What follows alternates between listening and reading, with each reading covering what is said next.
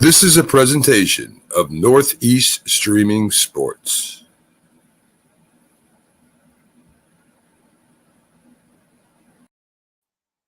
Good morning. Welcome to the Mac and Jack Sports Show.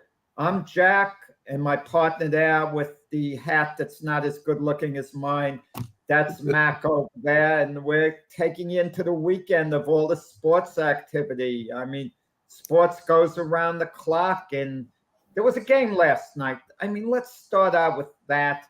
It was the Washington Commanders at the Chicago Bears. And Mac, I think there was a cloud hanging over yesterday's game. I mean, not only was it a weak matchup, as weak a matchup as you could virtually make in the NFL, but there was a cloud hanging over the game in the sense that a report came out earlier in the day on ESPN about the Washington Commander owner, Daniel Snyder. But first, the game. Let's talk about the game. I mean, it was a real thriller compared to the week before on Thursday Night Football when Indianapolis played Denver, a game that had Al Michaels threatening to quit.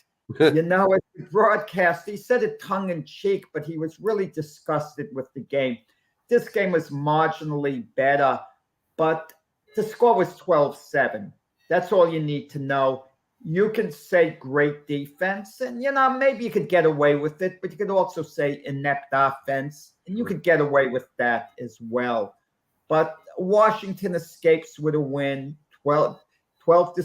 They're 2-4 in the season.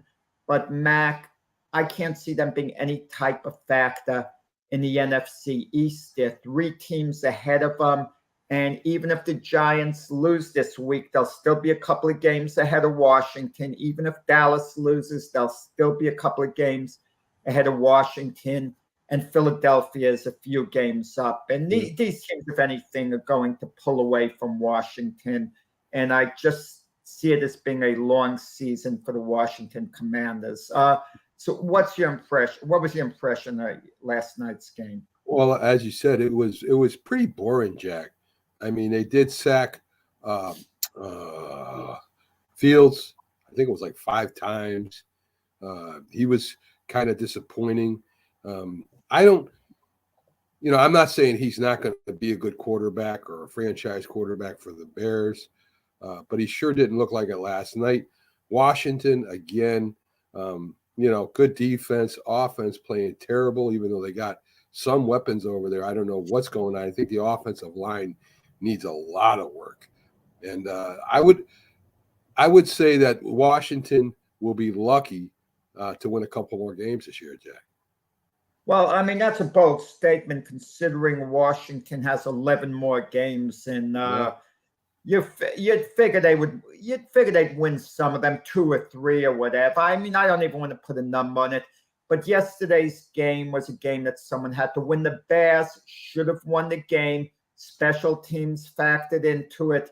In the fourth quarter, a muffed punt by Chicago put Washington in position to get the go-ahead touchdown. As far as Justin Fields maybe being a franchise quarterback, he is the Bear franchise quarterback right now. I mean, they're not looking elsewhere. He's in his second year. They're being patient with his development. So in a certain sense, they're doing it the right way, that he's not being rushed. He doesn't have to look over his shoulder for the time being. Right. And so they're doing it the right way. Like, he came out in the same quarterback class as Trevor Lawrence. Jacksonville is very patient with Trevor Lawrence. Zach Wilson, the Jets are patient with Zach Wilson. Trey Lance got thrown into the fire with the Jimmy Garoppolo controversy. Then he got injured. But Mac Jones might be looking over his shoulder soon. But in Chicago, the team's not that too good. No. So they're going to allow Justin Fields to develop. The question is he going to develop enough to be their guy in the long term? He did come from a winning program in Ohio State, a big-time program. And I think, Mac, that works in the guy's favor in the long run because he is a proven winner on a high level, albeit, college. Yeah. Well, Jack, I think, we've talked about quarterbacks holding the clipboard and learning. I know So you got to throw some of them in the fire because they're expected to win right away. But maybe Fields, Mac Jones, even Trevor Lawrence, it would be good for them to sit and watch and learn how to read defenses right, learn how to call audibles right, and how to, make those hot reads. I think that maybe they need some time in the film room, Jack. You see, we have a difference of opinion there, Mac. I'm a firm believer you learn by playing. I mean, I can understand if you get a rookie who's completely overwhelmed in the beginning and you want to protect them. There's a poor offensive line. He's still a little slow to learn. You keep him seated a little while till he's ready. Look, Eli Manning with the Giants, he came in about midway into the season in this rookie year. They sat him at the very beginning, but the Giants had a good established quarterback in Kurt Warner. Same thing with Patrick Mahomes. He sat 1 year, but Mahomes knew it was the plan, but the Chiefs had a competent starter in Alex Smith. Right. Alex Smith, who took them to the playoffs. They knew Smith was a good quarterback, and they knew Mahomes would be the starter the next year. I mean, that was the plan. And I don't want to hear about Aaron Rodgers sitting 3 years. The only reason Rodgers sat 3 years because Green Bay couldn't get him in because they had Brett Favre. Right. You can replace an Alex Smith. You can even replace a Kurt Warner, who's had a great career, who's had some stops. But you cannot replace a Brett Favre when he's basically on top of his game. These guys can't get replaced under any circumstance. Some guys you can replace, some guys you can't replace. But I understand where you're coming from. But the argument to play Justin Fields, Trevor Lawrence, Zach Wilson, and all those guys, the teams are being patient as far as winning and losing.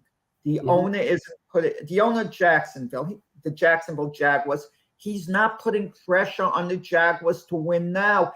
He's saying you can take your time growing up. Trevor Lawrence can play, develop. If we lose, well, we're not on any pressure. The same thing with Chicago. That's what they're doing with Justin Fields. They're not in a panic about winning. The fans in Chicago aren't all upset. They understand Justin Fields has to develop. But the question is, Mac, were you right what you said a couple of years ago? Maybe certain quarterbacks just aren't good enough. Even if you give them all the time to develop, it doesn't mean they're going to be good enough anyway. Yeah. And that's the question with Justin Fields. I mean, is he going to be good enough to be a long-term starter once he gets the experience? I mean, again, Jack, we don't, none of us really know.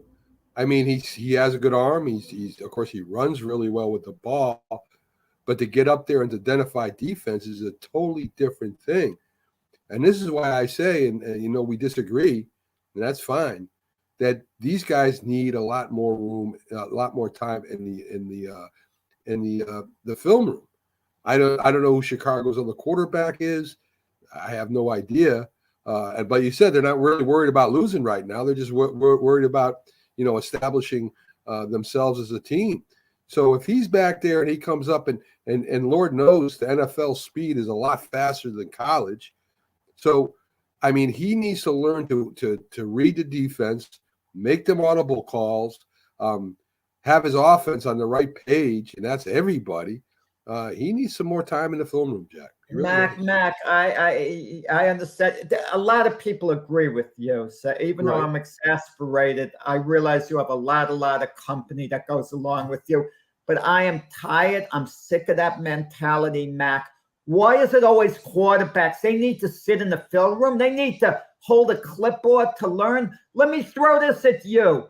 When Derek Jeter was a young shortstop with the Yankees, he was shaky, making errors in the minor leagues. I'll say, when he comes up to the majors, sit him for a year, let him be on the bench, let him learn, let him observe, let all these young players do it.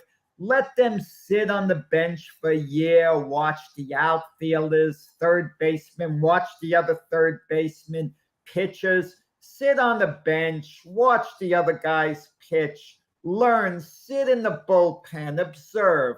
It's all a bunch of nonsense. You learn by playing. There's no substitute for playing. I think, Jack, that baseball and football are two different things. I mean, you can't even compare them. One is a team sport. The other one is We're talking about basically quarterback, wide receivers, Mac. I don't hear anyone say about wide receivers who are drafted. Let them sit on the bench and learn. I don't hear that about safeties. Let them sit a season on the bench and learn. We only hear that about quarterbacks. No one else but quarterbacks. And there's a good reason, Jack. They're running the offense on the field. The safety's not running the defense. The cornerbacks aren't running the defense. The quarterbacks are running the offense. So to me, again, I mean, we're kind of going in circles here. I think that these guys should sit on the bench, just like Aaron Rodgers did, the great Aaron Rodgers. They should sit on the bench for a while and learn about, how to read and how to run an offense. Aaron Rodgers was on the bench for 3 years. Do you think the Packers wanted him on the bench for 3 years? He wasted a good part of those 3 years by being on the bench. Right. But Brett Favre was the starter. You could not possibly get him in, just like the Packers have a situation now. Jordan Love, this is his second year with the Packers. They moved up in the draft to draft him number 1. And Aaron Rodgers put together another MVP season. He threw things out of whack. Okay? This is his third year, Jordan Love. I'm sorry. I got the years mixed up. I mean, the Packers would like to see what Jordan Love could do. They'd want to play him more, but now there's no opening to get in because of Aaron Rodgers. But that's with that. That's a philosophical thing. So the situation came out yesterday. The big news is with Daniel Snyder. That Daniel Snyder, the owner of the Washington Commanders, the much maligned Daniel Snyder, who has come under a ton of controversy, whose owner status has been threatened because of the culture within the Washington Commanders organization, treatment of women, how people were talked to. And they had an investigation, and Daniel Snyder was suspended for a while. But it was kind of a hollow suspension to me because they allowed his wife to run the organization. You mean to tell me that Daniel Snyder never talks to his wife about the organization and tells her what she wants? I mean, what he wants her to do. Sure. And, and his wife doesn't cooperate with him to at least a large extent. That's not suspending, a guy from whatever. But the owners, for whatever reason, and Commissioner Roger Goodell don't want to go after Daniel Snyder. Now, according to the ESPN report, whether it's accurate or not, I don't want to judge completely, okay? Because ESPN might have it wrong on some of their details. Just because it comes from ESPN, it doesn't mean it's accurate. I'm not going to go into details, but years ago, I know there was something, I was involved with a function that Time Magazine wrote about, and they got their facts wrong. I'm going to tell you that straight out. And but the thing about it is, with the report from ESPN said that Daniel Snyder was digging up dirt on his fellow owners. Right. And according to ESPN, that included Jerry Jones, who was actually an ally of Daniel Snyder, someone who supported him. It also said that the owners were annoyed at Daniel Snyder in large part because the Washington Commanders' revenue is last in the NFL. They're not just doing their share, and it's shared revenue with all the teams. Right. So you have a distinct interest at stake in what your fellow owners are doing, and Daniel Snyder isn't coming through at all. But the part about Daniel Snyder hiring private investigators to try to dig up dirt on the fellow owners, I mean, that's serious stuff. And if they're not going to do anything about Daniel Snyder, if indeed Daniel Snyder's done that, because the NFL could have their own investigation into Daniel Snyder to see what he's trying to do. If they don't oust Daniel Snyder, maybe that tells you that Daniel Snyder really does have something valid on them that they're very scared about. So they're backing off because in a certain sense, they feel they'll be blackmailed by Daniel Snyder, indirectly, of course, and they don't want certain information to come out. But it's a mess. It's a mess at Washington, at least if they were winning, Mac. If the football team was winning, maybe people would cool it. It would be a little happy around the organization. But they have a weak football team, a controversial owner who is giving the league's image a terrible hit. What's your reaction on that? Well, I think that, as you said, the way the Washington Redskins have been run has been from top to bottom has been terrible. I mean, you recall when they did have the quarterback who got, was involved in that tragic thing. I'm trying to remember Dwayne his Haskins. name. Dwayne Haskins. When Snyder actually called down the field without letting the coach know, and he pulled Dwayne Haskins out of the game. I mean, that's crazy. What coach does? How does a coach deal with that when the owner, his boss, pulls your starting quarterback out of the game? But it's been like that since I can remember. Snyder, I think, Jack, is one of those guys that thinks, he invented football, that he knows football better than anybody else. He's a tyrant. Jeff Coat, mentioned that his son played for Snyder, and he was just sitting there in a lounge chair smoking a cigar. He doesn't really care what the Redskins do. I think that I won't go that far. Wait. You can't say he doesn't care. I believe that, Jack. I don't think he cares at all about anything. I think some of the owners, Mac, in the major sports in general, some of them on a bit of a power trip, because let's face it, they're wealthy beyond our wildest dreams. Sure. When you think of it, they're wealthy. So to some of them, it becomes like a glorified toy, the franchise, telling people, I think this, I think that. And sports is different from a company, like another business that you're like running, because you kind of want a certain production out of that business. You know what I was telling yesterday? I went to a new Starbucks, that had opened up, and I took the things out. My wife wasn't with me then, but when I got home, I mentioned about other Starbucks where people would go there with their laptop, Mac, get one cup of coffee and sit there for an hour and a half, 2 hours with one cup of coffee. And if I was in charge of that Starbucks, I wouldn't allow that to go on, because for the cost of what they're giving my business to sit in my establishment for 2 hours and only buying one cup of coffee, that doesn't quite do it if you're running a business. But Byron, if you wonder what we're talking about Daniel Snyder. This is Byron Williams, former NFL wide receiver, and one of, what's your title in the Players Association, Byron? How do I title you? How do I introduce Byron you? Williams, president of the Dallas chapter and advisory board. I'm on the advisory board. That can't make you that popular, playing for the Giants and being president of a Dallas chapter. But well, I'm president because that's where I live. But if I was in New York, I would be president in New York chapter. Sure. Well, okay, Byron. What we're talking about, pick up in this conversation. Certain NFL owners, I mean, all of them are wealthy. To some of them, maybe only a minority of them, their team is like a glorified toy to them to play with in a certain sense, even though they're dealing with people, and they may be treated like one of their many businesses, not realizing a team, an NFL team especially, is so much different from, owning factories, owning auto dealerships and on and on. And we were talking about the controversy around Daniel Snyder. We don't know how accurate that ESPN report is. Even though it's coming from ESPN, ESPN's been known to make mistakes as well. But let's be honest about it. Daniel Snyder has a horrible reputation.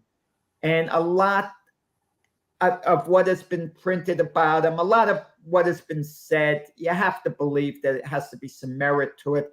But as far as Daniel Snyder being a complete tyrant, it always depends who you deal with. If you recall, Daniel Snyder hired Joe Gibbs for a few years. Joe Gibbs was Daniel Snyder's idol.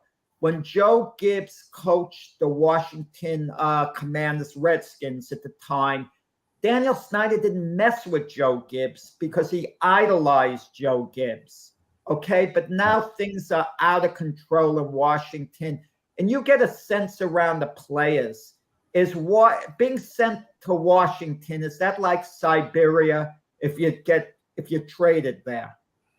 Well, yeah, because there's always something in the news. It's a lot going on off the field, and in the last 10 or 12 years, probably Daniel Snyder every year is making the news headlines. Something being said about him being one of the owners that's in the NFL that's always talking and being talked about, and some negative. It's negative. A lot of negativity is surrounding the team. And now, the latest news is him and knowing information about the other owners in the NFL, and his team. He wanna give his team to his kids, all that type of stuff. So it's a lot going on. And if you there, you want to just focus on trying to play football and try to win games, and that's what it's all about. And plus, the fans deserve more than that. Stuff that's not important. Well, it's important, but stuff that's really always constantly you hear about. You hear about them changing the name of the team and all kind of things. So it's been a lot going on with Daniel Snyder for the last 10, 12 years. Hey, Byron and Jack, do you think it would be smart of the owners to get out in front of this? Just come out and say what it is, what the dirt is, apologize, whatever you got to do. And that way it takes the power away from Daniel Snyder. This way they're out in front of it. Daniel Snyder has nothing to use against them, and let's push on. Yeah, and plus, Roger Goodell's name is mentioned in that too as well. So they need to put a lid on it. Yeah, you make a great point, Mac. If they can do that, the owners in the NFL, they would take away Daniel Snyder's power in a certain sense. But then again, everything is out in the open. There are things that would be extremely embarrassing that they don't want to come out. And once those things come out, the media is not going to let up on that. And there might be lawsuits and other things that they kind of just don't want to get into because it's like tremendously, embarrassing as well. But, let's get a little off Daniel Snyder directly and let's get to his team. It was a heck of a game yesterday, Byron. The Washington Commanders 12, the Chicago Bears 7. Is that your type of game? That's Mac's type of game. Mac likes hard-nosed defense. So for Mac, that was like a purist's delight. It's not my type of game. I'm being a receiver. I like when the quarterback can throw 300 or 400 yards. Carson went through 99 yards for 99 yards. I mean, it put me to sleep. It's not my type of game. The game of the week is the game up in Kansas City. That's my type of game. But it is a game that you need to win. A game sometimes you really value football when you do have these types of games, 12-7. It brings back memories that defense win games and you got to score points. But definitely it's not my type of game being a receiver. Well, right now, Jack, right now, Bill Parcells is shouting at you. Like, what are you talking about? That's how we win all our games, Byron. I know it, but but we don't. We was a control team. We ran the ball, get first downs. I remember when the Jets just get 5 to 6 yards on the first down, and then that way you can put that defense in all kind of case scenarios. But that's the way football was played. Yes, absolutely. Mac and myself, before you came on, we had a debate on this, and I was disgusted with Mac, but I realized Mac has a lot of company on this. I acknowledge that. Okay, he has a lot of people that agree with him. It started out about Justin Fields, Mac Fields. Well, maybe he should sit down, the young man, be in the film room, not play, learn from the film room. You learn by playing. I don't want to hear that. You learn by playing. He says Trevor Lawrence, maybe he should have been on the bench the first year. You learn by playing. In some cases, yes, I agree. That could be the plan. And Max says, well, look at Aaron Rodgers. He sat for 3 years. He had to sit because Brett Favre was there. Aaron Rodgers couldn't crack the starting lineup. You learn by playing. Why would quarterbacks, do they have to carry a clipboard? I understand if you have a terrible offensive line, you don't want him to lose his confidence. You maybe hold him off a little bit. But if a guy is going to be a franchise quarterback, the sooner he plays, the better. Let him learn on the field. He's not going to learn that much by holding a clipboard. Max says, oh, put him in the film room. You don't think they spend time in the film room anyway, Mac? What do you think they're doing during the time? I agree with Mac. I agree with Mac. You cannot come in and be a great player. You got to sit a little bit. I believe it because it takes time. It's just like, just look at your quarterback. Look at your quarterback, Wilson, Zach Wilson. By him getting hurt and sitting out, he have came in this past week and been such a much mature-minded quarterback. He was rehabbing most of the time. He wasn't sitting just watching film. He was rehabbing physically. I know. Let me give you another case. But let me tell you something. Jack.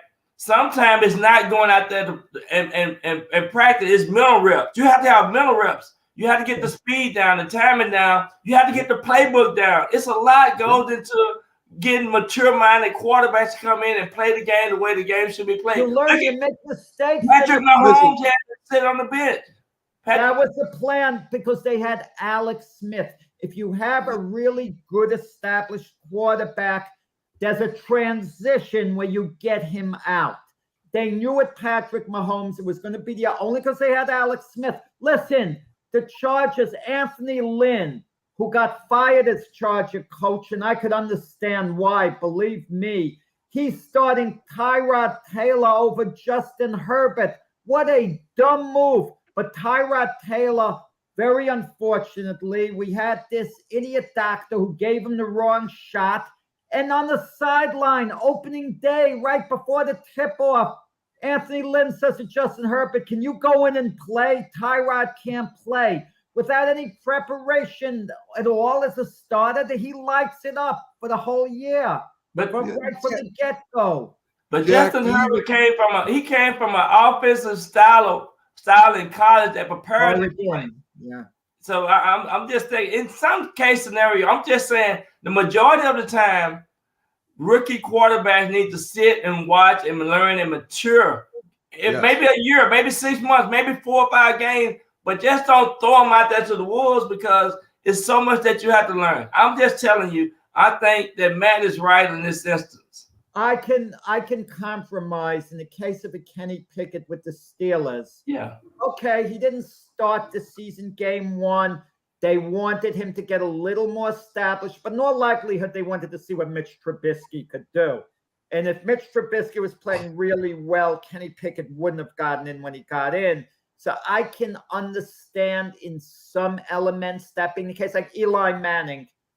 They put him in after half the season. I think the 9th game, Kurt Warner was the starter. Yeah.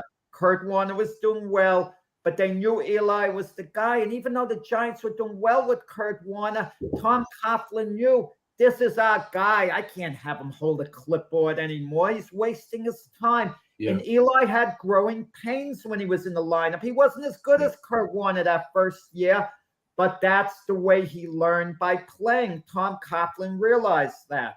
Yeah, and that you're perfectly right. But I just think in certain case scenarios, you have to let them insert them slowly into the offensive systems because of the complexity that you have to have in the NFL. And the game is so much faster, and you have to learn. But you definitely have to learn. But you definitely can't throw them out and let them become starters in the National Football League. Oh, that's the truth. at the beginning. That's the truth. Listen, Jack played flag football, and he thinks he knows everything about football. I didn't have. Well, they kept me on the sidelines to pick. Yeah, you would play on the sidelines all year if I was your coach. Listen, yes. That's why I quit. But this is okay. This is a complex game. This is not college football. Yeah. This game, as Byron said, the playbooks are this big. It's not, charts. I got news for you guys. College football has virtually caught up with the NFL as far as complexity. They don't caught up because they got this portal. They got players transferring now. They don't create a free agent market. But I'm thinking that now these college players ain't gonna be prepared in 3 to 4 years from now. They're not gonna be prepared to play in the National Football League. I'll agree with you on that. A lot of them come out a little early. There's a learning curve. That's why we mentioned Kenny Pickett a little while ago. He was a 4-year starter, Pitt. Yeah. 4 years. He's coming in with a lot of maturity. So a quarterback like him could make, I think, a quicker adjustment to the NFL. Getting off that, as I recall last week, I wish Pags was here. The Eagles visited Arizona, and I caught a little of Byron's show with Jim Jeffcoat. I only caught the part I remember the most, I should say, is a part about Byron saying the Arizona Cardinals were going to give the Eagles a butt whipping. Byron, what happened? Well, what happened was I just think the Cardinals let me down for one reason. They didn't play the game the way they should. They could have won the game. They could have tied it up and went to overtime, of course. But yeah, I have to celebrate the Eagles because they playing good football, and that's what win games. You sometimes you have to win games ugly, right? And so I'm thinking that the Arizona Cardinals gonna be prepared and more upbeat, and they let me down. And that just goes to show you have to be prepared to win game in and game out. And they was fit to win this game. And I just think now the Eagles playing with a mentality that where we gonna come in and beat you, and we have to win by 3 points or 1 point.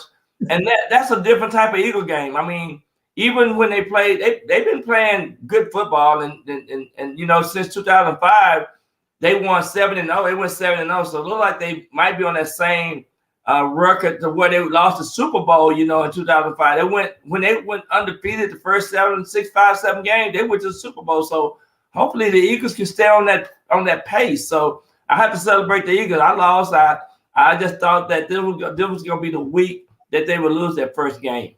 Well, let's face it. Let's face it, Jack and Byron. The Eagles are just a more talented team than Arizona.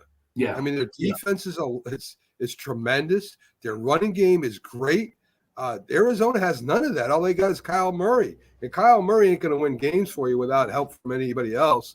And and Jalen Hurts, I mean, he's doing a great job. I don't know if he's better than Kyle Murray or not, but I mean, listen. These Eagles are going to be a formidable team this year.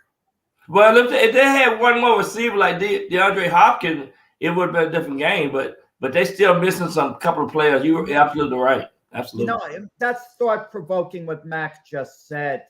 Who would have thought of this at the end of last year, something, 1 year ago? You're saying it's up for debate, and it really is who's better right now, Jalen Hurts or Kyler Murray. And my feeling is if you took a vote of qualified people, Jalen Hurts would win out. Yeah, he'd actually be rated ahead of Kyler Murray, and Kyler Murray was considered an elite franchise quarterback a year ago. And Jalen Hurts, you wondered whether he was going to be more than a good career backup. How things have changed. I'm going to tell you guys, this weekend is unique because it's unusual for a regular season game to have the feel of a big playoff game. And we have 2 of them this weekend in the NFC and the NFC. I mean, the Dallas Cowboys at the Philadelphia Eagles, right, and the Buffalo Bills against the Kansas City Chiefs. And of course, whoever loses the game could rebound and come back and still go to the Super Bowl. But if this were like college football, it would be like the national ratings for who's number one. But the winners of each game in their respective conference emerge as the favorite for the time being, or the front runner at least, to go to the Super Bowl. But of course, a lot could change after that. Right. But there's such excitement. A buddy of mine, he lives in Louisville. He wanted to drive to Kansas City for the game, but he saw it's $350 a ticket for the nosebleed seats, and that doesn't include the service charge per ticket. Yeah. He's going to watch it on TV. That's how big that particular game is. What do you guys think? First, the game, Dallas at Philadelphia. Well, yeah, it's definitely both of those games are the game of the weekend. I could just imagine the people in Philadelphia having a great home stands this week and excited about the game. And, Dallas is playing good football, so it's perfect. And Cooper Rush is the starting quarterback again for the Cowboys. So, hey, let's go and see what can happen. But you got to take your hats off and celebrate the Eagles, man. They have lived up to expectations. They certainly have a new attitude and a new vision on what they want their team to look like. And you just said a whole lot. And I think it's good for the National Football League to have these type games. Well, I think that the big question mark right now, we just talked about, is Cooper Rush against the Philadelphia defense. Yeah. I don't think Cooper Rush is going to stand up against that defense. I think he might even get hurt. I mean, Philadelphia is going to be coming at him hard. They got a great defensive backfield right now with Bradbury and Slay. So they're gonna be doing one-on-one coverage, pressing, and I really don't think Cooper Rush will. Maybe he won't make it out of the game, guys. I mean, that's bold with the rules to protect the quarterback, right? I still think. I mean, I take the penalty. What happens, guys? There's a mini controversy brewing. It's still minor, but we hear the whispers. If Dallas keeps winning and Dak Prescott comes back, who should be starting? But if Cooper Rush actually has a big game, it gains momentum. To me, I don't take that controversy seriously because Cooper Rush has been a game manager. He's doing what his backup is supposed to do. He hasn't been extraordinary. That's what you're paying him for. He's been effective. It's the Dallas defense that primarily has stepped up. But there's precedent, guys, with Tony Romo and Dak Prescott. How can Dak complain if he's not starting when he comes back, if Cooper Rush is lighting it up? Because, he had that thing with Tony Romo. But then again, when you're paying a quarterback, the type of money Dak Prescott is, how do you not play him, guys? Yeah, he got to play, no doubt. He's a franchise player, no doubt. But let me tell you something. This is going to be a true test for Cooper Rush because last week, you had all those fans at the Rams game cheering for the Cowboys. They were just as many fans at the game than it was for the Rams. Now you go to the Eagles, you ain't going to have a fan nowhere in the Eagles Stadium for the Cowboys. So we're going to get to see it. We're going to see how he can play in this environment because this is going to be the true test of his career to see if he really can manage the game, play the way he's been playing.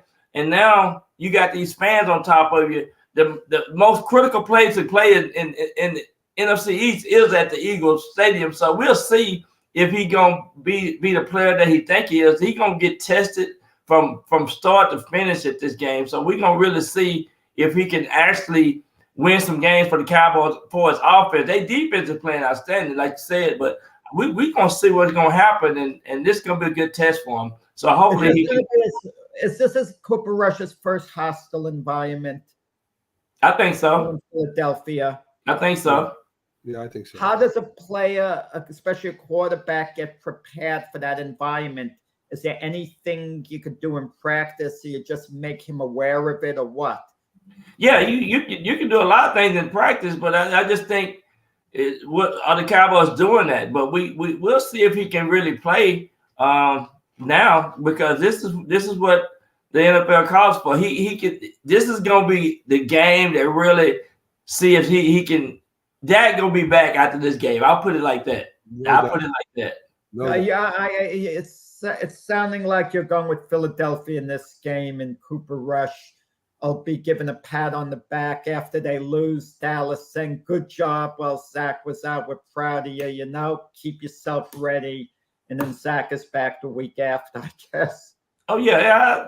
This game is about mentally being prepared as well. And I think, now, being able to and plus Dak is the leader of the team. They all there to play, but, he doesn't deserve to be the leader. And you just can't, just because somebody came in and started playing good football doesn't just give this guy a job away. And, the name of the game is what have you done all the way up until this point? And he's got that seal on his jersey for a reason. The high respect on and off the football field. Okay. And the other game, guys, Buffalo at Kansas City, a rematch of the playoff game that the Buffalo Bills let get away with 14 seconds to go. Miraculously, the Chiefs got into field goal range. They won that game. And who knows what would have happened had Buffalo closed it out. They may have gone to the Super Bowl for all we know, maybe even won it. I mean, who knows what would have happened. But who's this game bigger for? Buffalo at Kansas City? For me, I think it's going to be Buffalo. I think Buffalo going to go in and win the game because I just think they know what they had last year. They should have won the game, and they let their guards down. I just think they're going to be better prepared. They're going to learn a lot. I mean, this is going to be the most focused week for the Buffalo Bills than ever before. And I think Kansas City, they play loosey-goosey football, but they real consistent on the way their style of play. But I just think, too, Tyreek Hill was a big factor in that game last year. They don't have that. And I think if they just double Kelsey, I think they'll be okay. I think Buffalo going to win this game. Well, Byron, I like Kansas City. I think that Mahomes is still better than Allen. I think that, the Kansas City Chiefs have a running game where Buffalo, the only running game they got is Josh Allen. And, I just think that, it's going to be a close game. There's no doubt about it. And as far as changing the rules last year, that's ridiculous. If the defense can't stop you with 14 seconds left, then you deserve to lose that game. So I'm looking for a good game, a good close game, probably a high scoring game. But I think KC comes out on top, maybe like 31-30, and that's what I think. Well, there could be an implication of home field advantage in the playoffs if they do meet. Also, I think this could be a statement game for Kansas City, maybe if they look at it this way, because Buffalo is looking for revenge in a certain way, even though you never fully get revenge. When you lose a playoff game, you never fully make up for that. Let's be honest about it, guys. But Buffalo is looking to show, look, we blew the game last year. We're going to show we're better than these guys. We're going to show we're the class of the AFC. What happens if Kansas City spanks them and especially beats them decisively? Buffalo's no longer the favorite to go to the Super Bowl, and maybe they start doubting themselves, figuring we're looking up at another team. We're not on top of the mountain. We don't have a swagger. Kansas City could take away Buffalo's swagger, with a win. Yeah, but I think, Mahomes is 3-1 against Buffalo. I think it should have been 2-2. They could either be, 50-50. But I do think Josh Allen will get this win. They're going to be 3-2 head-to-head, Mahomes and Josh Allen. But I do think when you lose games, the way Buffalo lost that last game last year, I do think you learn more and you learn a lot. And I think they're better prepared to win this game. And the only thing that Kansas City going to have this game is their fans. And I just think Buffalo have learned a lot. They learned a lot by going to Miami and lost the only game that they lost this year. And I think now that they know what they need to do to go in and win this game. I think Buffalo Bills will win this game, and Josh Allen will record will be 3-2 against Patrick Mahomes, which is going to be two of the greatest quarterbacks that ever played this football. What do you learn by losing? You learn more of mental mistakes, and you learn more about game preparation. I think this week, and I think Josh Allen said this. I saw a little clip that they have been more focused in the film room and in practice and detail. Attention to detail is what they're preparing for this week, and I think they're going to learn a lot. I think you guys. You're telling me a professional football player doesn't pay attention to details? No, I'm not saying that they don't. I'm just saying the little things that you can do during the preparation of the week can change for us, the details and the consistency. And I'm telling you, it will make a difference. It makes a big difference. For example, not kicking the ball all the way down on the kickoff instead of just kicking a rolling ball, let the clock run. The 3 seconds was left on that clock. And that never will happen again. Buffalo would never be in that situation again because sometimes they try to get too cute. It backfires. Remember the Super Bowl when the New England Patriots played the Carolina Panthers? The Panthers tie it up, and then they tried to get cute on the kickoff, and they kick it out of bounds. I mean, rather than just kick it deep. Yeah. Sometimes they try to get a little too cute. Let's be honest. 14 seconds left. I mean, come on. I can understand what you're saying. On reflection, it turned out to be right. You know, one thing you know about football, Byron, and that's receivers, and that's the big talk at Green Bay. You look at Aaron Rodgers, the man looks very unhappy. You look at other quarterbacks. Lamar Jackson, there seems to be enthusiasm to his game. Patrick Mahomes, there's enthusiasm to his game. Aaron Rodgers is just dragging himself. The man looks unhappy all the time. I mean, But I think Aaron Rodgers got to understand. You got 2 good running backs too. You utilize those guys. I mean, you can be negative about your receivers, but you got 2 good running backs. Man, I mean, you got to use those guys as well. I mean, you can't receiver. They still got some receiver that's immature and not haven't been successful enough. But that they never talk about the tight end, and they never talk about the running backs. And they got some pretty good talented players in those positions as well. Yeah, but look at the Giants, right? They don't have a receiver. They got Saquon Barkley who can catch the ball out of the backfield. They got a tight end that's pretty good. Yeah, but he's new. So right. I mean, you can win without having receivers, without having a great quarterback. You can win in the NFL. So not really. Yes, we can. Hey, we had 5 receivers when I played with the Giants. All of us had different roles, but we didn't have a Pro Bowl receiver. All of us did spectacular things, and that's an aberration. You guys are going to point out it happening once every 20 years. You're going to point an example. More than that. It's like Mac likes to say, you could get your starting quarterback in the 6th round of the draft. Look at Tom Brady. More than that, Jack. I mean, you got Foles, who just went to the Super Bowl, and he wasn't a great quarterback. You got the guy from Baltimore. Forget his name right now. In fact, 2 of them. Thank you, Mac. 2 of them. 2 times in the last 30 years. Thank you. I'm still going. I'm still going here, Jack. I still can go on. And I imagine Byron can too. What year did they beat the Giants? What was that? 22 years ago? Or something like that? Come on. All you need is a competent quarterback, a game manager, and you can win the Super Bowl. It's been proven over and over again, Jack. Yeah, it's an aberration. It happens once every 15 years. Are you listening? You're going to give me examples in baseball. Are you listening? Tell me. Are you listening, Jack? Are you listening? Are you listening to me and Byron? You do not need an all-star quarterback to win the Super Bowl. You need a very good quarterback, a competent starter, a field manager, and right. You just got to let the team do its thing and make sure he doesn't make mistakes. Yeah, and another thing too. Most teams that go to the Super Bowl and most teams that's winning have 2 good quarterbacks. 2 good quarterbacks, and a lot of these teams don't have. Their backup quarterbacks okay, but you have this day and time. You better have 2 good quarterbacks. I agree. That we agree 100%. The most underrated position in the NFL is the backup quarterback.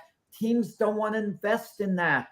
It's really bad. Or they get a veteran who's not good enough to start anymore, like an Andy Dalton type, and then they throw him in as a starter because he started for years. because he's competent. He could manage the game. Exactly. You know, Marcus Mariota, he's starting. What the heck's he doing starting in Atlanta? I mean, I don't get this. You know, Jameis Winston, who has some potential. Geno Smith is having a good year, actually. Yeah. Geno Smith isn't a franchise quarterback. You know what Seattle's basically doing? They're wasting time with him at that position. Geno Smith is going to be halfway decent for a losing team. But if you want to take the next step and be a playoff team again and contend for Super Bowl, you're not going to do it with Geno Smith. But Geno Smith got two of the best wide receivers in the league, too, though. And I don't know. I mean, isn't Seattle in first place right now? No, they're not. What are they, 2 and 3? Geno Smith quarterback rate is 116.3. Yeah. And I'm telling you, he's the highest rated quarterback right now. So Geno Smith is awful in the long run. There's a reason the Jets moved on from him, and then Buffalo cut him. Man, this is my point. I'm glad you said Geno Smith. That's a great point. Now hadn't been good in those other places you just mentioned, but now he got his momentum. He got some growth and some maturity. And now he see the game different because he had to set his butt on that sideline with injuries or whatever. Thank you. And now he got his opportunity. He got his chance. So now he have learned the game by sitting out and by time. He's on the sideline. He played a lot. He was the Jets starter for a while. Now he's sitting on the sideline. He's doing he's done a magnificent job on Seattle. They're 2 and 3. Yeah, they never been the game. Could have won this past week. They could have easily won that game this past week. They could have been 3 and 2, but they didn't. Well, you're right. They easily could have lost that opening game against the Denver Broncos and Russell Wilson. That was so incompetent. You don't learn so much football from me and Jack. You and me and Mac. I don't know why you trying to argue with us. I mean, I'm just saying. Why you trying to argue with some football guys? We have talked to you so much about football. And you've been talking about flag football. Now you know about tackle football. Now you learn. Now you want to continue to argue with me and Mac. That's unheard of. I'm going to give Mac credit on something. I'm going to give. You cannot argue with us. No, I'm going to give Mac credit on something. I'm not giving you as much credit, Byron, because you hedge on your predictions and your picks. You like to play it both ways. So I don't give you credit on this. I'll give Mac at least credit. What as insane as it sounded and as insane as I still think it is, at least to this point, he's getting the laugh at the present time. Mac predicted in the beginning of the season the Giants were going to win the Super Bowl. Now they're 4-1. Yeah. As much as we want to ridicule Mac, he's silenced us. Good. What's your reaction? Are you a believer in the Giants' contending? Mac and I predicted the Giants beat the Green Bay Packers last week. You did, and I did lose against the Eagles. But if you look back at that game, they could have easily flipped the script easily. But you know, every now and then I'm wrong. But last night I picked the Washington and Jeff Cole picked the Bears. So who won that game? Who was right in that game? You were right over Jeff Coat. But listen, look who your competition was predicting in Jeff Coat. Jeff Coat in the beginning of the year was talking about the Bears being a playoff team. He said, "Oh, look out for the Chicago Bears." Look out for what? Chicago Bears. I mean, they're going to be drafting high again there. I'm going to tell you this. In New York, between the Giants and the Jets, I'm not talking about this year who's going to have a better record.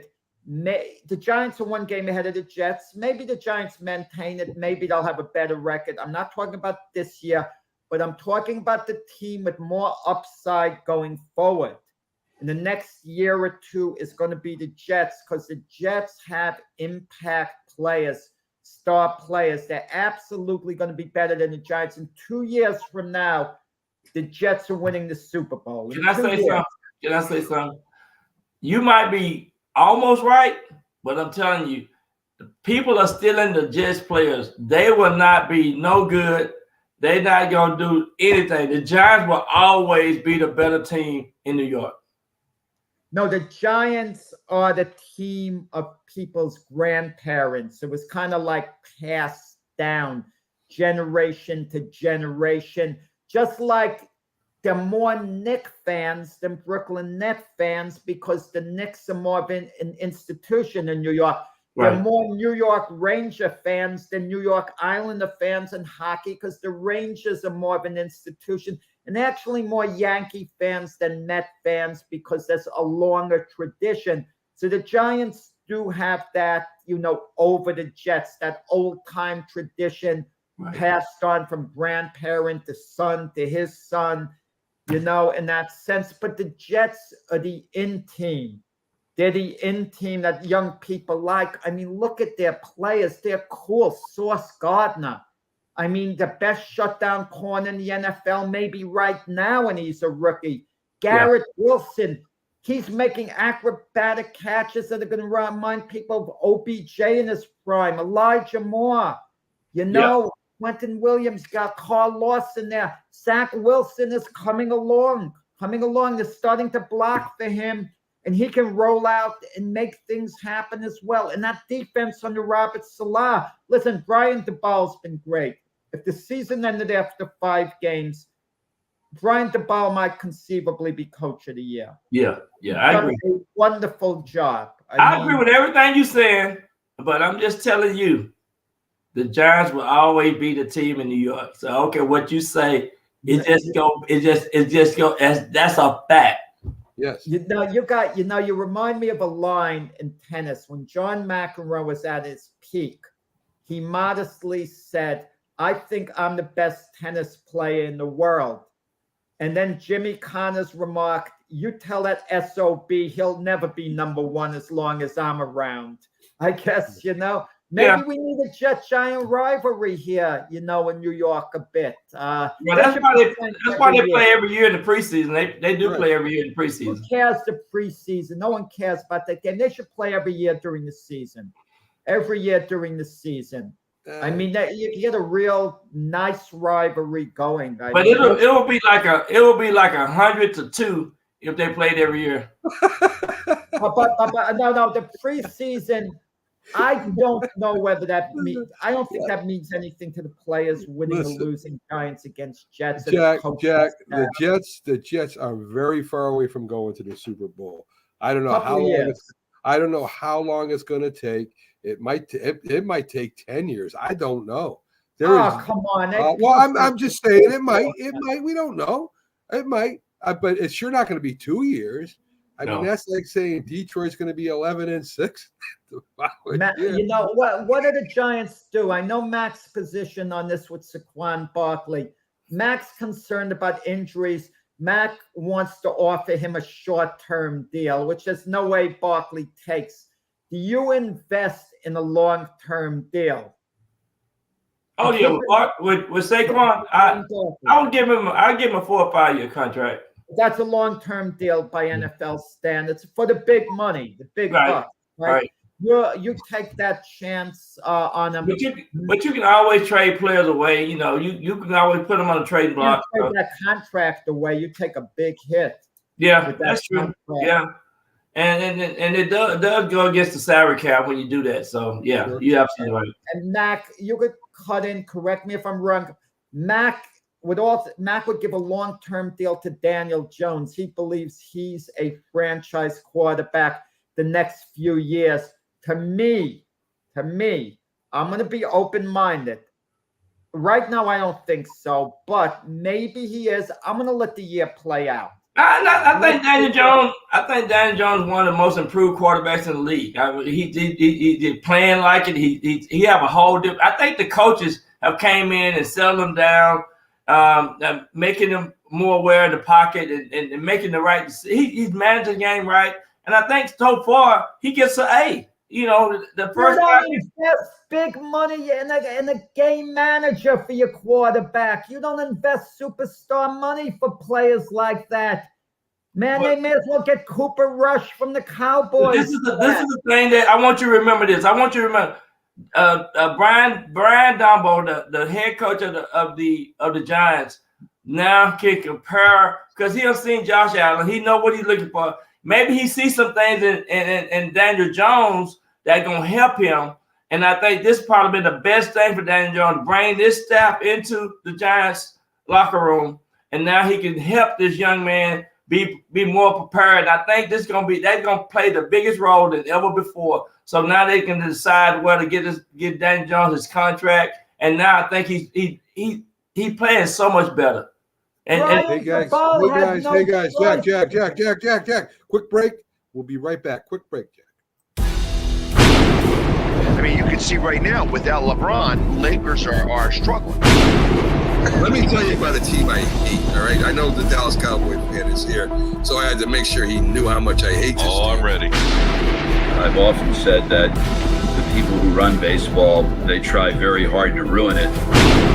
I'm from Brooklyn. I don't have a problem saying it to his face. Oh, from Brooklyn. Hey, isn't he?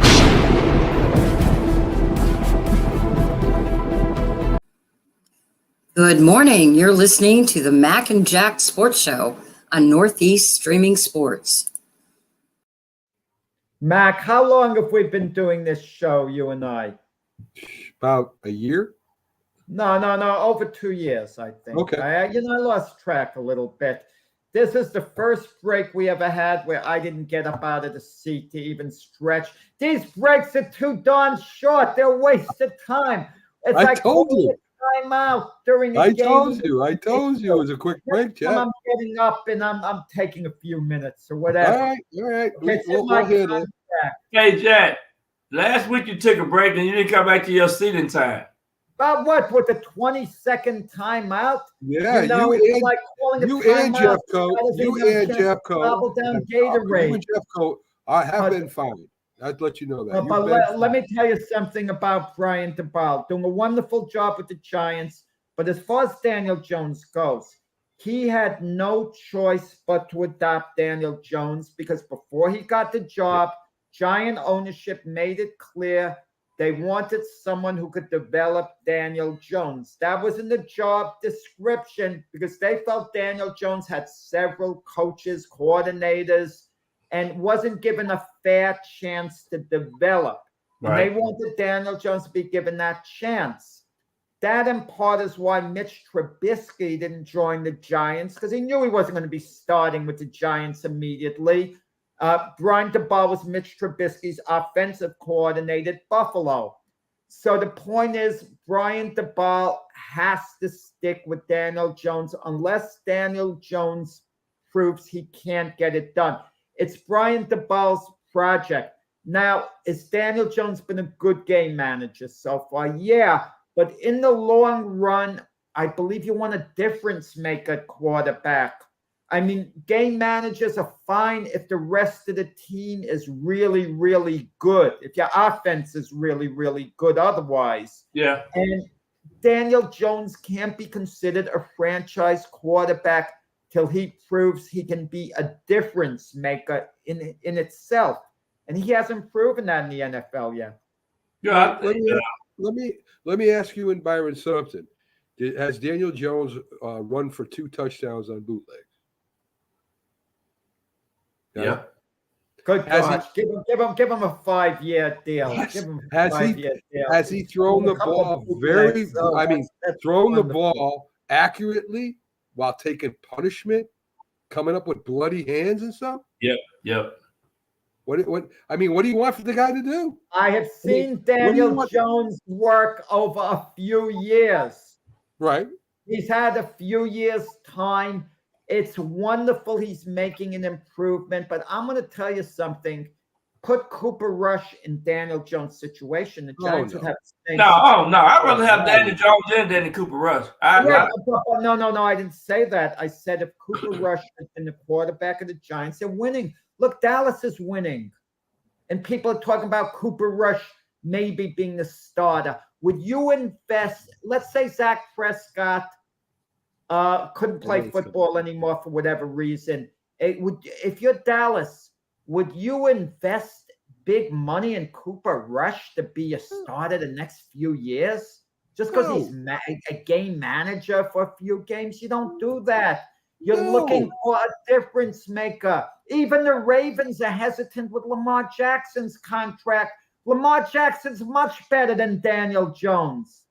Jack, Cooper Rush is a second-string quarterback. That's all the man is. Stop trying to build him up to be a first-string quarterback. He's But not. they'll win. You're not gonna invest a lot of money in Cooper Rush as quarterback being a second string. You're not. Let me That's like investing a lot of money in the Patriot quarterback. Hey, whoa. Before we turn it over to Keith Engle for a moment, I just want to remind Byron, okay, with all his talks on quarterback, I could vaguely recall he preferred, what was his name? The guy quarterback who threw to you, Scott Brunell. What are you talking about? Well, what was the call? Who was your quarterback before Phil Simms? Jeff Rutledge. Yeah. Jeff Rutledge. You preferred him over Phil Simms. I just want to remind you so that that just say Jeff Rutledge and I had over three or four games over 100 yards and during my time. So he was from Alabama, so he threw the ball well. I mean, it was just a little shorter than Phil Simms. How do we know they wouldn't have won more Super Bowls with Byron and Jeff Rutledge? We're welcoming on Keith Engle. We're getting in a lively debate. As it left off, it was about Keith, about Daniel Jones, but we're going to take kind of a left or right turn or whatever. And I know Mac is very high on Zappe. Yeah. He feels he's the future quarterback of the New England Patriots. Mac would offer him a guaranteed contract right now. The price was right. Quarter of the New England Patriots. Oh my God! We got to take a reality check. I like Bailey Zappe fine, but he's played one game against the worst defense in the NFL. He couldn't have had a better spot to play last week. Right. And he played fine to win the game, right? But let's remember, the offense scored one touchdown last week. One. And he's played well. There's no quarterback controversy right now. They win 5 games before Mac Jones comes back and Bailey Zappe plays really well. Then maybe there's a question. But like Bill Belichick said, why answer questions or make up scenarios where we don't know what's going to happen? So I like the kid. Do I love him? No. I love the comparisons to Tom Brady and Drew Bledsoe, in 2001. They're a little bit far-fetched. So. No, he's played well last week, but it was the Lions. Yeah, exactly. And you can't have that conversation in football until you play at least 10, 12, 15 games. I mean, you just can't do it. Played a game and a half. It's interesting. But Byron said, when is it not early anymore? Because Mac's been saying all season, and maybe Mac's been correct that it's still early. But guys, we're in the 6th week now. And only 17 weeks. I prorated it to baseball. It would be approximately 45 games in baseball. If a guy wasn't hitting for 45 games, as pitching very poorly, teams make moves at that point. And when does it? And that's what concerned me a little about Aaron Rodgers with his receivers. How long does it take to gel? Maybe they never gel. Maybe the guys he has around him aren't good enough. When is it too early? The New England Patriots, are they still a work in progress? I mean, what's the deal there? They're still a work in progress, but the progress has been pretty good, I think. I said early in the year, September was going to be really rough and ugly. And I was hoping they could get away 2-2. They couldn't do it. They got away 1-3. But with the win last week, they've played better and gotten more cohesive in this new offense pretty much every week. The defense has gotten better again. Last week, I know, was the Lions, but the Lions were the highest scoring team in football coming into this game. Don't forget either. Yeah. So I'm impressed with the defense, and I'm impressed with the steps the progressive steps they're making on offense and getting comfortable both with the players in this offense and Matt Patricia calling plays in this offense. I've seen improvement virtually every week, and they've got a stretch of games here that they can win. I'm surprised they're not favored over the Browns this week, to be honest with you. I know it's on the road, but I thought they'd be favored in the next 4 games, to be honest with you, and they could win them all. Doesn't mean they will, but they could. Yeah, with Zappe at quarterback, they will win all of them. They're probably going to win the Super Bowl with Zappe. Matt loves Zappe over there. I do. Great meme, by the way. Not to derail you there for a second, Jack, but I saw a great meme that made me fall out of my chair Sunday right after the game. It's Bill Belichick talking to Zappe on the bench, and he's going, Tommy, we need you to step up your game. And he's going, Coach, my name is Bailey Zappe. and Belichick goes, whatever, Brady, just go out there and do that shit that wins us football games. You got to love that. You got to love that. Did you see that? Wouldn't it be great if Mac Jones, for whatever, can't come back? You know, when everything gets healthy with the New England quarterbacks, Belichick goes back to Brian Hoyer and puts him ahead of Zappe on the depth chart. Is Zappe, has he done this at least?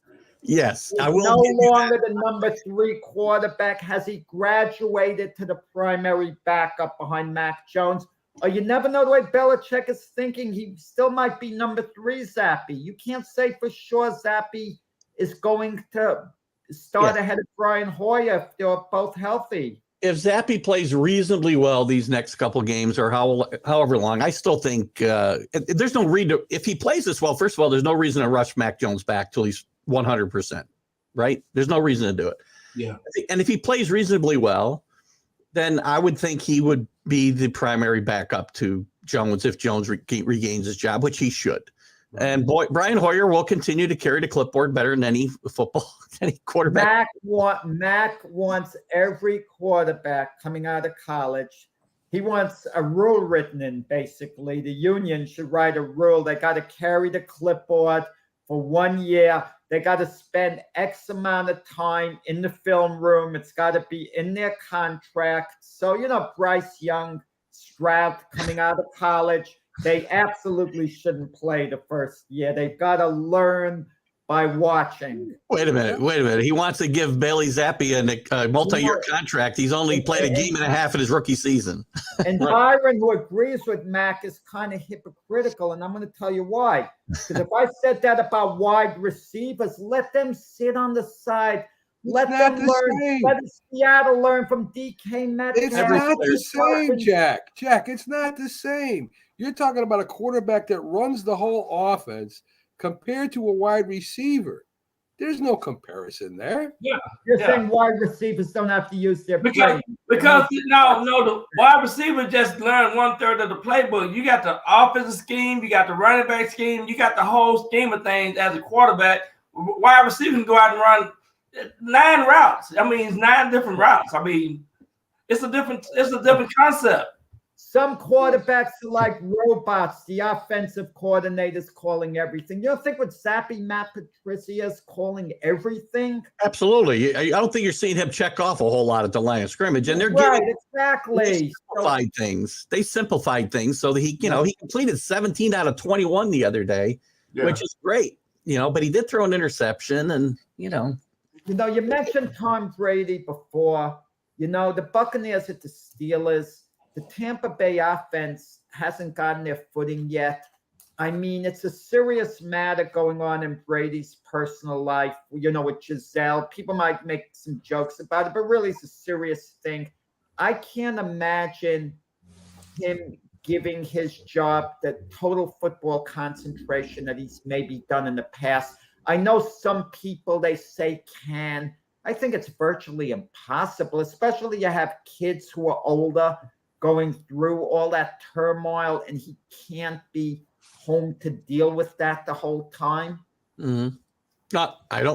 Byron can probably speak to that better as far as being a professional athlete for sure. But if anybody could do it, it would probably be Tom Brady. But I think you're right. It's very hard, I would think, to do. And I said this before this story even broke, that when he was only in camp for half the camp, that it was going to cause a problem both in his focus and in the teams, because he's got a lot of new guys around him that they need to, get acquainted with playing together.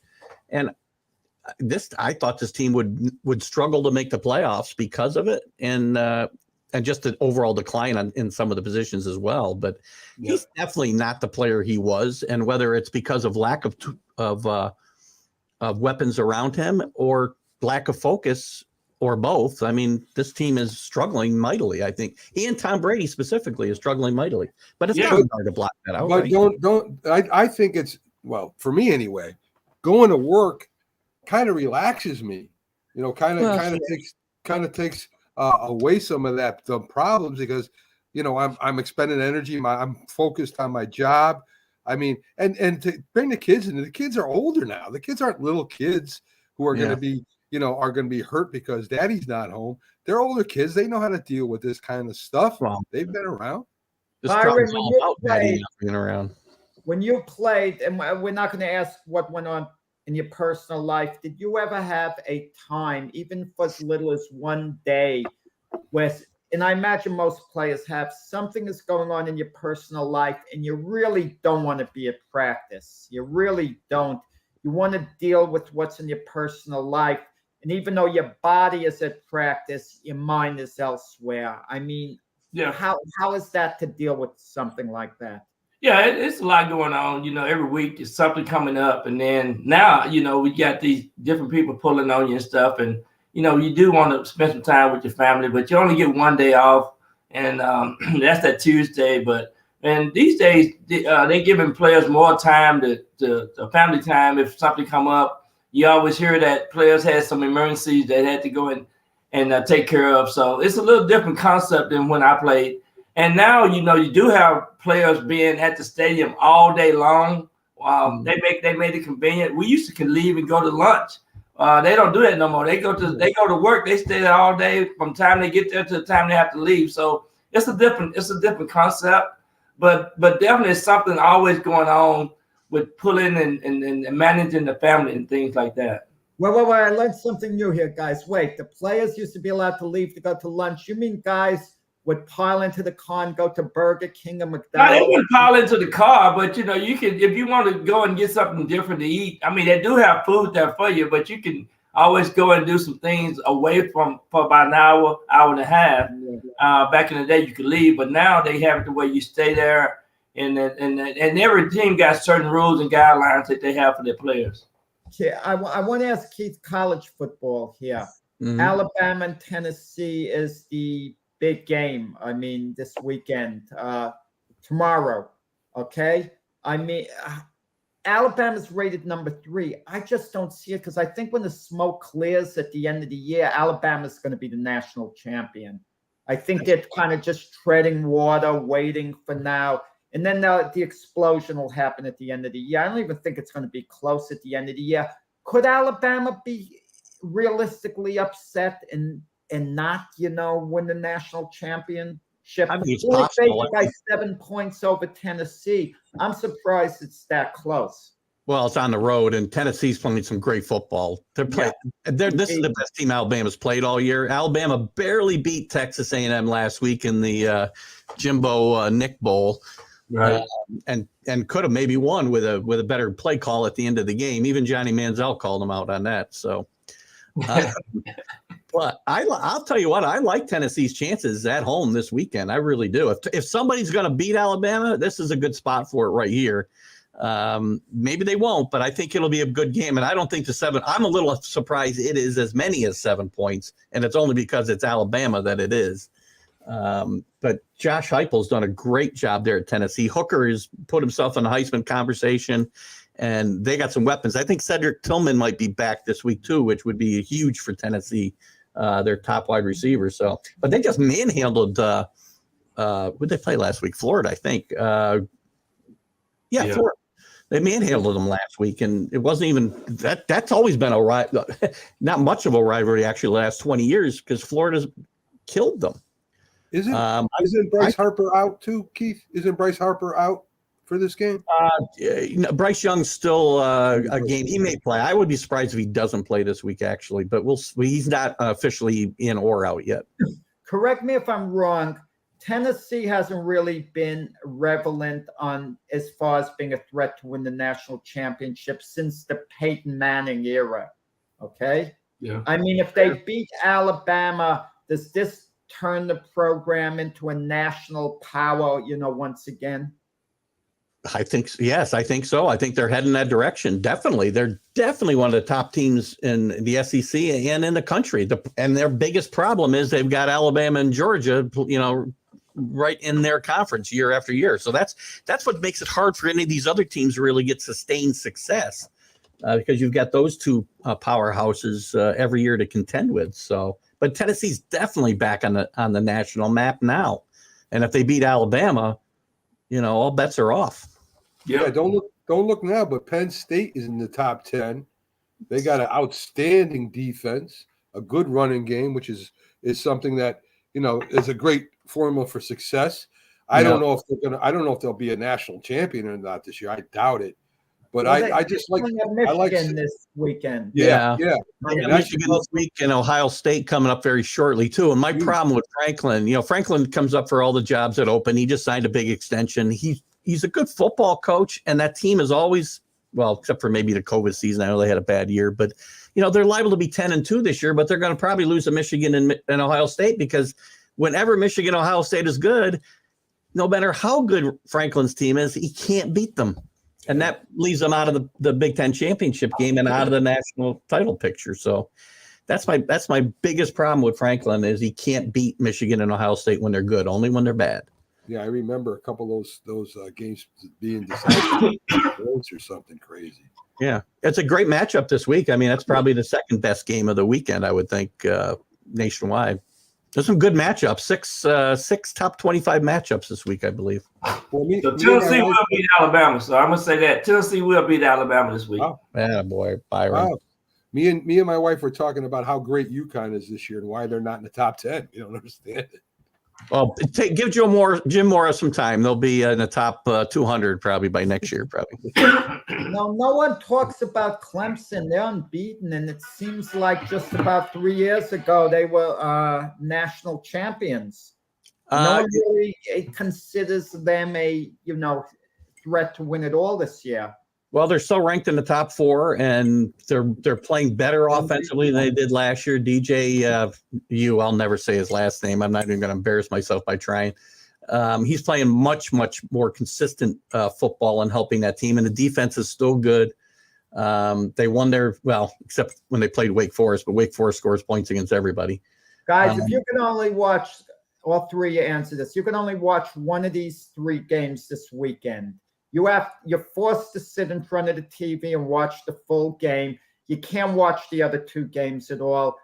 The college game, Alabama and Tennessee, Buffalo at Kansas City, or Dallas at Philadelphia. Which do you pick? You can only pick one of the 3. I know Mac is going to pick 2 of the 3, of course, and make some type of excuse. He's going to watch a little of each game, he's going to say. You can only watch one. Being as I'll be on a plane during the first one, it's easy, I guess. Since I can't watch it. Now you talk about this is make-believe stuff. All right. I would love to be able to watch the Alabama game, but if I had to pick one of these games, I would pick Buffalo, Kansas City. Byron?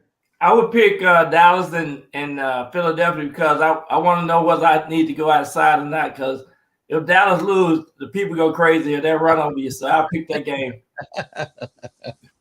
I guess I would go with KC and Buffalo too, and just to prove Jack right, I would also watch Alabama.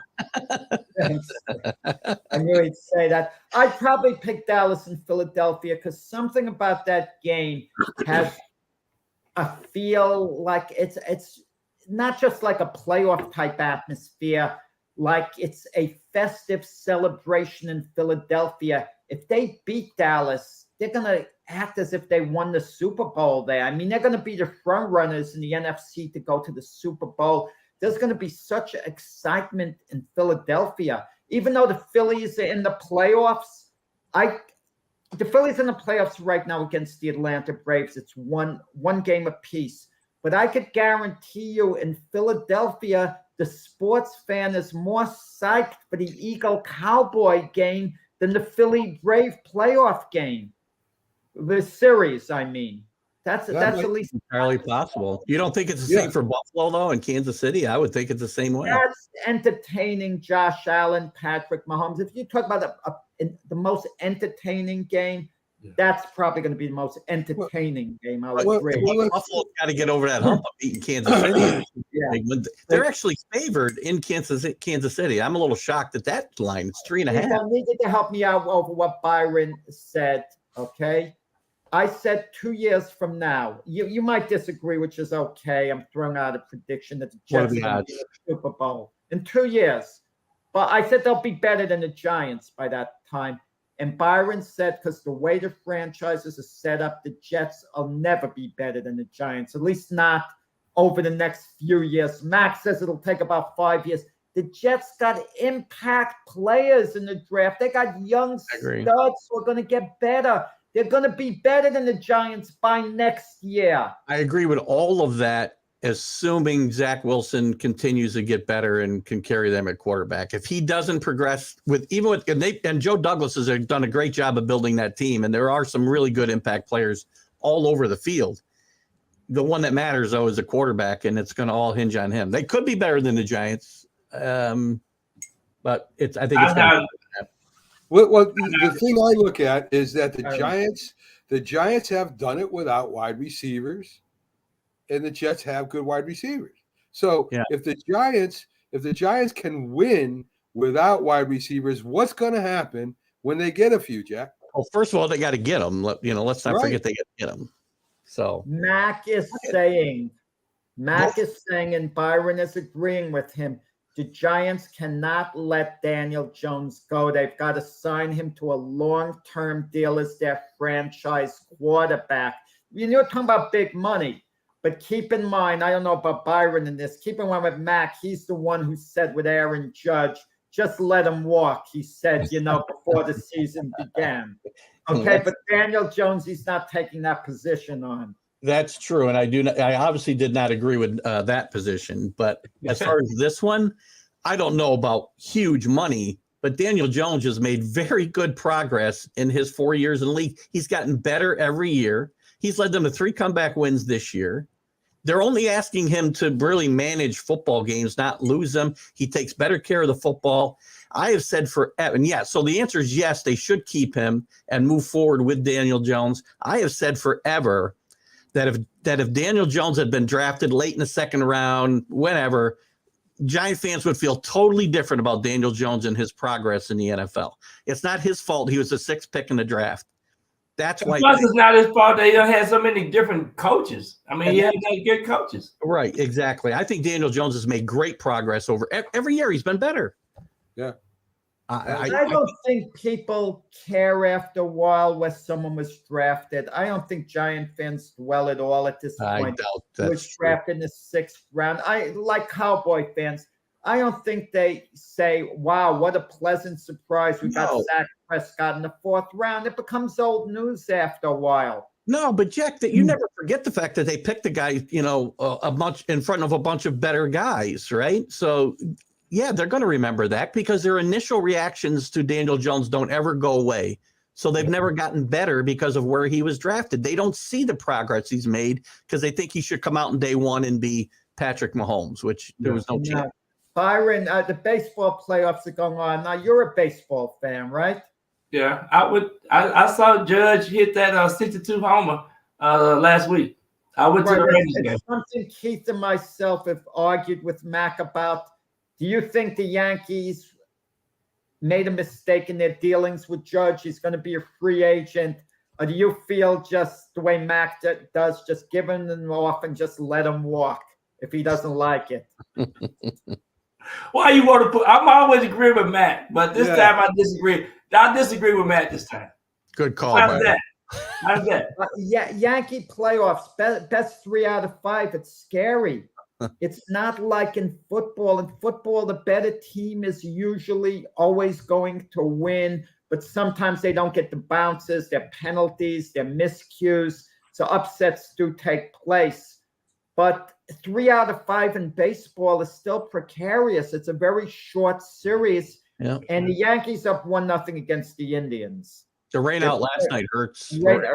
The rain out last night hurts because Cortez he's pitching today and maybe can use him in a bullpen if there's a game 5, but that's maybe. Yeah. So well, they got Severino game 3. They could use maybe Tala in game 4. I think they've said they're going to pitch Tyon in game 4 already, but that could change depending on the situation too. They could come back with Cole.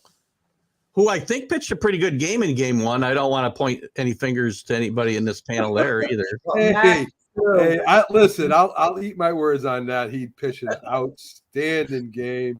His knuckle curve was just out of sight. And he pitched a hell of a game, and I'm glad we got him on our team. Thank you. Well, okay, you come around, Mac. You said Garrett Cole's in a bust with the Yankees. Just played a turnaround, Mac. Well, we'll see next year, guys. Rid of him. We'll see what happens next year. Byron, are you good to stay with us? Or do you have to go? I got to get ready to go, but I want to stay a little longer today because I really enjoyed the show today. And no, you're welcome to stay till the bitter end of this show because there is going to be some. Don't put pressure on him. Don't put pressure on him. My complex got a lesson today. Byron didn't run out when I got here. Now I got to go though. I got a couple of appointments and things, but you guys have a great weekend. But hey, I'm already. You want me to pick my teams? What team you want me to pick? Yeah, I'm picking the Eagles. I'm picking the Bills, and I'm picking Tennessee. Okay. One last pick: Jets, Packers. Jets at Green Bay. Packers gonna win that game. I don't know, Byron. Okay, now you can go, Byron. Hey, Jack, I'm with you there. I think the Jets are going to beat the Packers like 20-6. Watch. Oh, wow. Okay. I know. Take care, Byron. Take care. Oh, you say goodbye. You just got ready. He can see us. Around. All right. I'll bring him back in real quick. I'll bring him back in real quick if I can. Thanks, Matt. Hi, Byron. Okay. Wow, that was harsh. Yes. Yeah. Let's set the other series going on, and the Seattle-Houston series. Wow, there are implications for the Yankees because teams are not supposed to look ahead, but everyone looks ahead at the big picture, whether they admit it or not. And I know the Yankees had to be aware. Look, if we beat Cleveland, wouldn't our chances of going to the World Series be better if Seattle beat Houston? And Seattle could have been up 2-0 against Houston. Jordan Alvarez, beat Seattle 2 times with home runs. Yep. And now it looks like Houston's going to advance, even though you never know, because I could recall in 2017, the Indians going up 2-0 against the Yankees. It looked like the Yankees were cooked, and the Yankees won 3 in a row. So you really can never tell. But the other series are really intriguing because Atlanta and the Dodgers were basically the class of the NL, even though, the Mets, I shouldn't say the class Atlanta, the East, they kind of came on and bypassed the Mets to win the division. But Atlanta has a super team. The Dodgers have a super team. And both of them are 1 game apiece. Keith, could either San Diego or the Phillies, realistically, would you give either a good chance of upsetting the script and advancing? A good chance, no.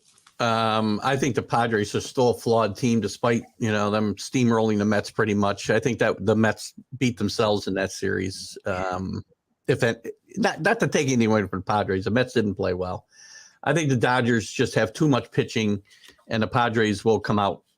Could they win? Sure, they could win. Anybody could, as you said, in a best of 5, anything can happen. So if I was going to give one of those teams a better chance, I think I'd give the Phillies a better chance because now they're 1-1. They got Nola going today. I think they might get Wheeler in game 4. I'm not positive. I didn't see who pitched the first 2 games. I can't remember. Wheeler. I think they'd have Wheeler in a game 5 would be my guess. That'd be even better. In the bullpen, that would be my guess on that. If I got a 1-1 and I got Nola and Wheeler going 2 of the next 3 games, I give them a better chance than the Padres of beating the Dodgers. I still think the Braves will win because I just think they're too deep and much deeper than the Phillies. But Bryce Harper healthy, that lineup scores runs. They've got a good momentum going. Rob Thompson's got his full-time gig now, which I'm sure the players are very happy about and have that off their plate. And that would be the team I'd give a better puncher's chance to, I think, to pull an upset here. And I think the Mariners, by the way, to go to that series, I think they're done probably tomorrow. I think they're going to lose in 3 now. certain teams are fixtures in the playoffs, and you expect them back most years because of the organization, like the Dodgers. You expect the Dodgers to be relevant for years to come, and at the very least be in the mix to get in the playoffs. You don't know teams about Seattle, whether they could slide backwards. You don't quite know about Philadelphia. But I'm going to tell you, the Yankee organization, the Met organization, they can learn. All organizations could learn from the Atlanta Braves. They're signing their potentially star players like Strider, their pitcher, very early. Yep. They did it with position players like Acuna, and teams just don't have that vision. They want to wait. They kind of wait till a player's a couple of years from free agency, and by then it might be too late, and they don't sign him at a really good price. Even though the Yankees did try that, actually, guys. It's easy to forget with Aaron Hicks and Luis Severino. With Severino, it was a smart thing. I think that's paying off. With Hicks, not quite, but it was for $10 million a year. So they didn't break the bank, the Yankees, but they have 4 more years of Aaron Hicks under that contract, and maybe he'll produce going forward. Who knows? No, the strategy's smart, and there are some other teams that have done it as well. I mean, the Padres locked up Tatis. I mean, all his other problems aside, they did it with him.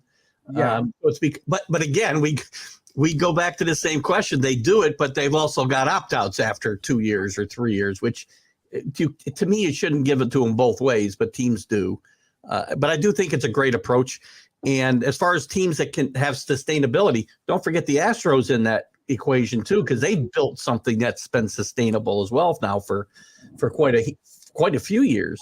The Mariners, I think, of the teams that we've kind of talked about, being able to move into that echelon, if they wrap up some of these, they got some really good young pitchers, some really good young position players like J-Rod, and this is a team that I think they're a year away, but they're going to be contenders here for a little bit unless that team breaks up, right? Which we never know what's going to happen there. I want to discuss a little my favorite topic, the Judge contract. What I like to play GM. I like to play owner, what I would offer at this stage. Even though I thought the Yankees bundled it, I believe you have to be realistic. Judge, if I'm not mistaken, he's 31 years old, correct? And 31, I yes. would not give him a 10-year contract. You just have to look at Albert Pujols, Miguel Cabrera. It doesn't work. Different. At the end, what I would do with Judge, Different. I would offer him an 8-year deal, $40 million per year, $320 million. If someone is going to come through with 10 years, $410 million, I really let him walk at this point. I'm not going beyond that crazy numbers because I think we tend to live in the moment. As great as Judge is now, 6-7 years from now, he's not likely to be close to being the same player. No, it's very unlikely, but I disagree. I would give him, if it comes down to having to give him 10 years, I give it to him for this reason. It's much different. Aaron Judge as a New York Yankee for his career, his entire career, it doesn't matter to the Yankees and what they got to pay out. It matters, I guess, to luxury taxes and this type of thing. But as far as the money itself, they're going to make money off of Aaron Judge decades after he retires in merchandise sales, and they're going to make their money back tenfold, if not 20-fold, over however long you want to look at it. So it's a little different than, in my mind, than giving Pujols 10 years as an Angel or whatever else, because he means more to this franchise than just what he contributes.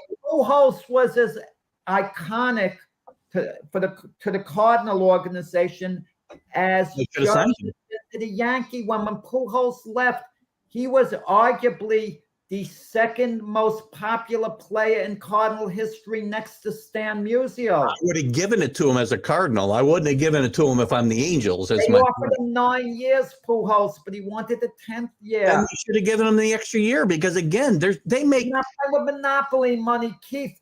What are we talking? Listen, what's your stopping point with Aaron Judge? If he wants $45 million a year for 10 years, you give it to him? I do, because of just what I said. He is $450 million. Yes.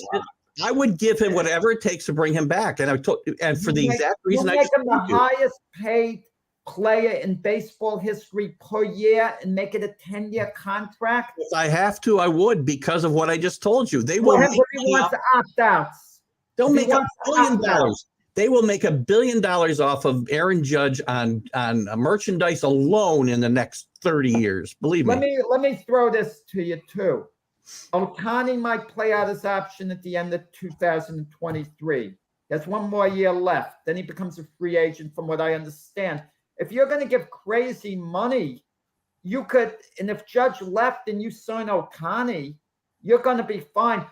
Let's say Judge leaves. What could the Yankees do for damage control to win first and foremost? Did they sign Justin Verlander? Did they sign Bogarts? So people are talking about DeGrom, but he's injury prone. It scares me, DeGrom. I would not sign DeGrom. No. I would sign DeGrom for like 2 years. He's not going to take 2 years, but I wouldn't give Verlander more than that either. Verlander's going to go out and get a contract like Scherzer got this year or last year. 2 years, $40 million. That's what he's going to get. If the Mets don't sign DeGrom, would you say they sign Verlander? Steve Cohen turns to Verlander. You know, before probably a week ago, I would have said yes. But after watching Scherzer blow the 2 games that he's getting paid $43 million to win, they might have second thoughts about that. Yeah. How concerned are you guys about the Mets? They won 101 games, and it doesn't mean anything to Met fans now. They look at the season as a disappointment, which is crazy because they never win that amount of games. If I'm not mistaken, that's the second most regular season wins that they ever had. If I'm not mistaken now. It could be 4 times. It's the 4th time they've done it. The 4th time they won 100. Okay, so maybe I'm more, but I'm close at least. Oh, yeah, you're probably close. I mean, what would concern me about the Mets, fellas, guys had career years. Lindor had a great season. Alonso had a great season. They're not going to be better next year. And then you wouldn't want it.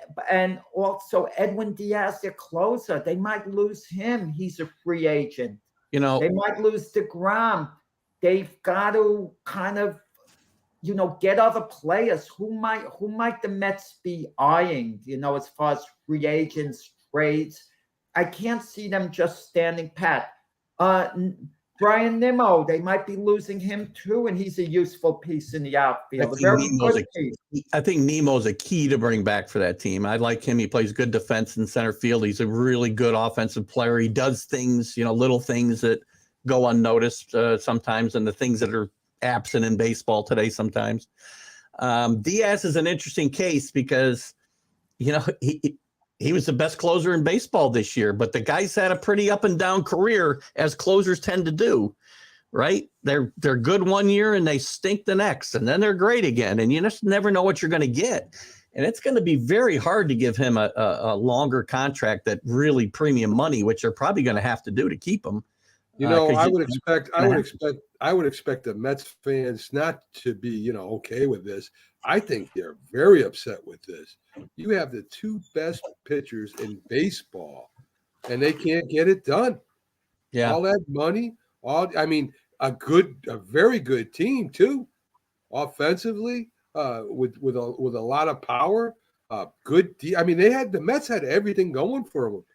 And Scherzer throwing that stinker out in game 1, I think, really affected his team emotionally. He came back and won the second game, but it was terrible. So what do you do? What do you do if you're the owner? If you're Cohen, do you do something drastic, or do you bring them all back? Well, you can't. I don't think he'll bring everybody back. No, and I don't. And to go back to Jack's earlier point about Lindor and Alonso. I don't think those guys. You can't necessarily say they won't repeat their years next year because they're still young enough. They're in the prime of their career. They could continue this for a couple of years. It won't. You can't expect them to do better than they did last year. That I would disagree with. That would be great. They were outstanding. I think they need a couple. I think they need a couple more bigger bats, right? They rely on Alonso for a lot of their power needs. They got the batting champion as well. He's a nice player, and I'm not saying he shouldn't be on this team, but they need a couple of bats to protect Alonso. Who's going to pitch to Alonso ever with the rest of this team? Everybody else is a punch and Judy hitter. That might be a little harsh. You have Jeff McNeil hitting behind them. They're not going to want to put Alonso on base because depending on a situation, I put him on every time. Contact hitter. They need another big bat. They need help. In my mind, Escobar played really well in the second half, and he played well he was one of the few guys who played well in the playoffs. I like his game. If he's going to, maybe it took him a year to adjust to New York because it's an adjustment playing here. So I like him coming back. Actually, they got to get better at catcher. Whether they're going to bring Alvarez and make him the catcher or not. 4 years, I think $40 million, which was solid money to give. What's he 2 years into that? He has 2 years left on that deal. He's terrible.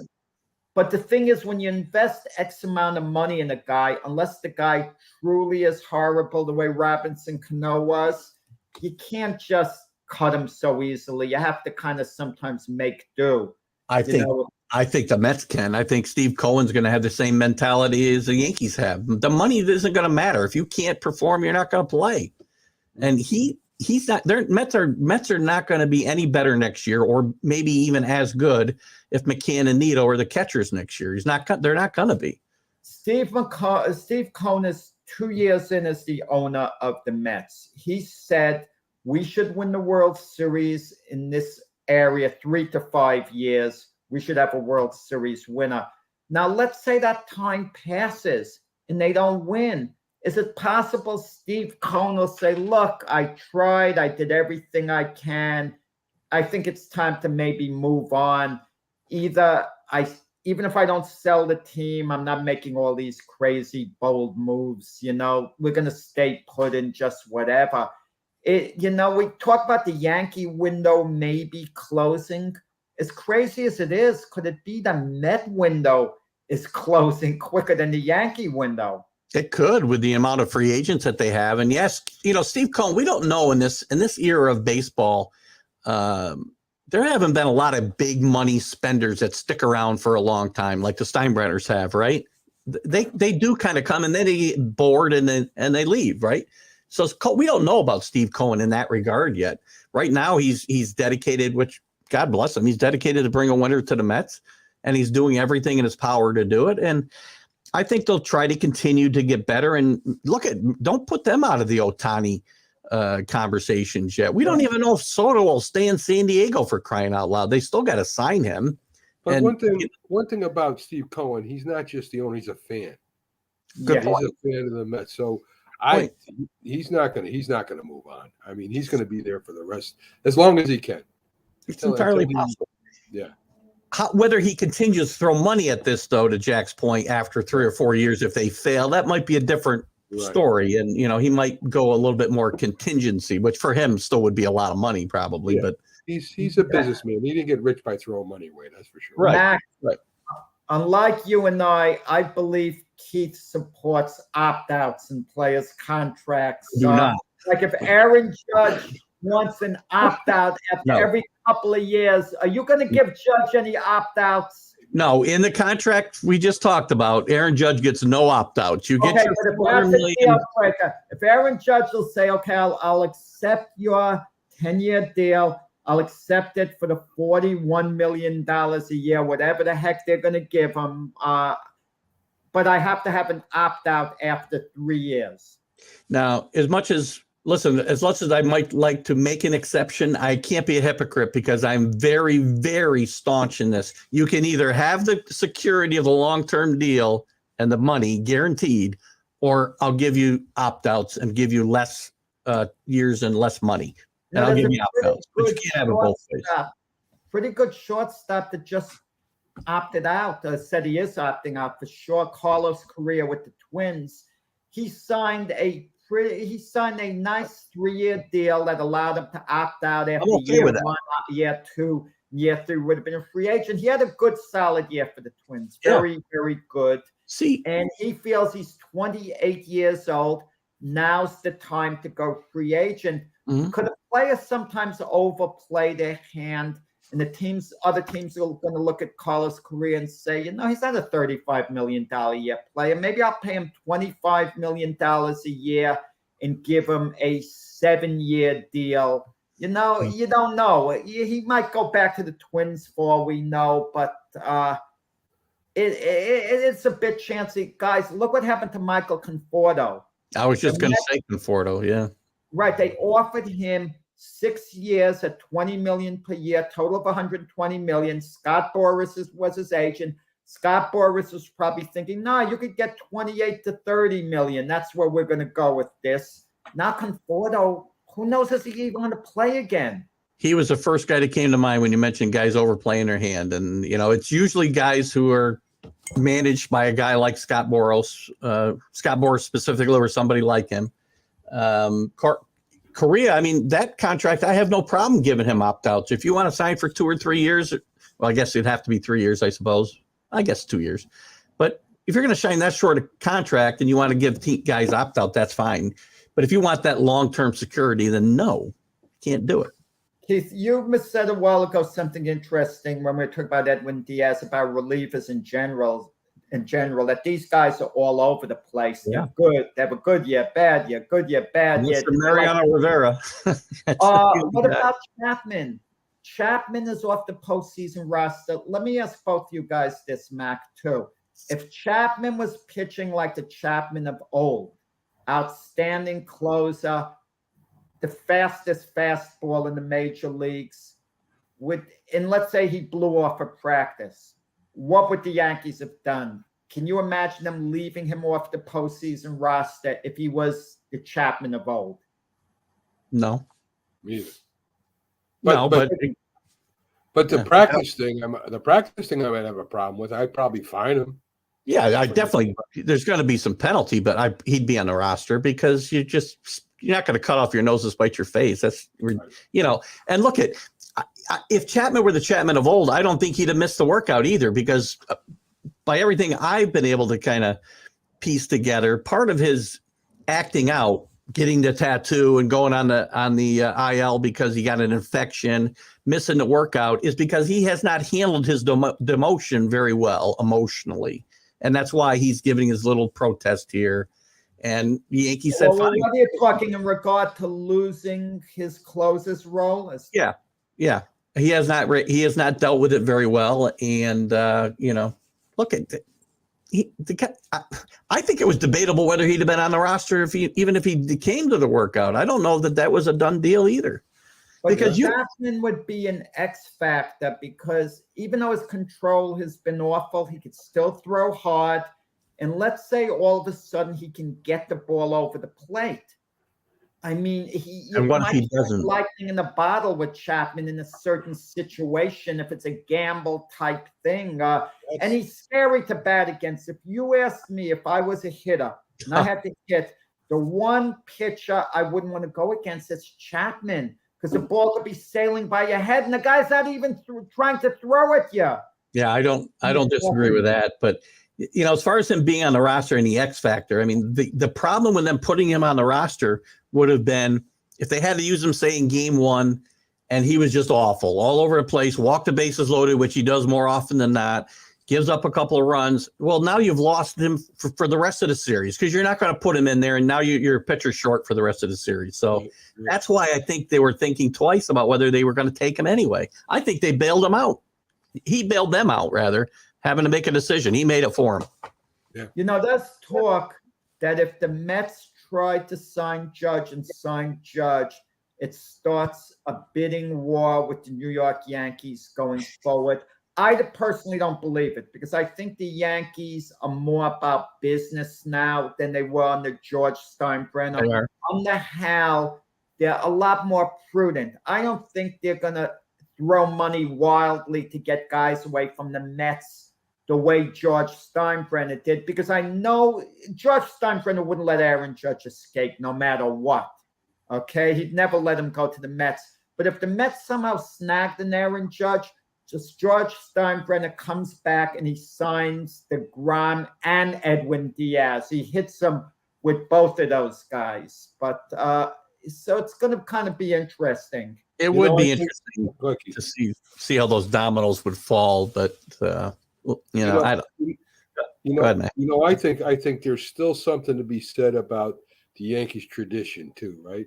I mean, I think that the Yankees with their 28 World Series is something that players want to play and be around. So, I mean, yeah, the money is something, but there's also tradition that I think Aaron Judge would consider before going anywhere else. Especially spending your entire career there, right? I mean, to me, that means a lot. Derek Jeter being a lifelong Yankee, it doesn't happen that often in sports today. And I think it means a lot. I do think it means something to Aaron Judge, and I think it definitely means something to the Yankees. But let me ask you guys this. Let's say the Yankees give him what I would do, 8 years, $300 million, $37.5 million a year, which would make him at the moment the highest paid position player in baseball history. So it's certainly a very fair offer. 8 years is reasonable as well. $300 million, but another team comes through with an offer for $400 million. Let's say a team does something crazy like the Chicago Cubs. They want to make them the face of the franchise, and they offer them $50 million a year for 8 years, the same 8 years. And let's say they give him an opt-out as well in that.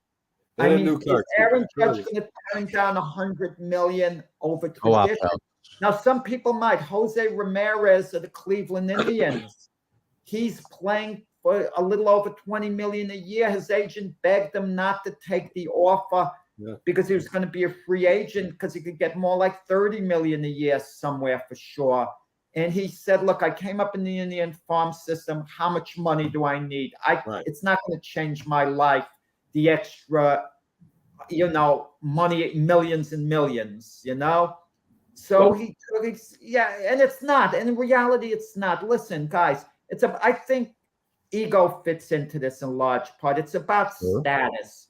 Once you have X amount of money, you could live very comfortably the rest of your life. You don't need a bowling alley in your home. You don't need, 22 rooms in your house. I mean, come on. I think why shouldn't everybody live like you, Jack? Everybody should live like you. Well, Pags. You see Pags' place in the background. Mine is that piano, something else. Look at Pags. Heck, you got those places here and in Florida, for crying out loud. It's about status. Keith, I never got, we only have a couple of minutes left. The Draymond Green situation. What's your take on that?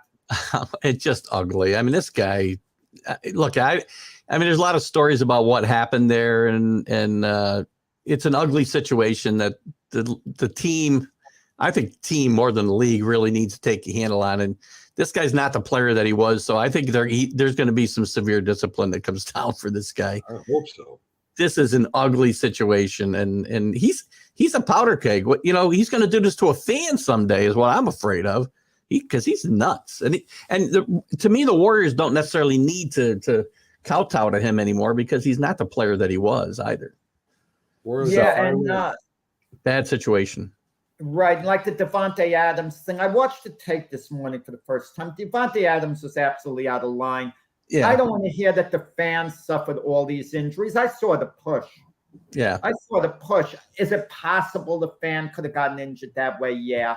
But, you're pushing a young guy. You push them down. I'm hearing whiplash, concussion, this and that. I mean, I can't see it on the tape.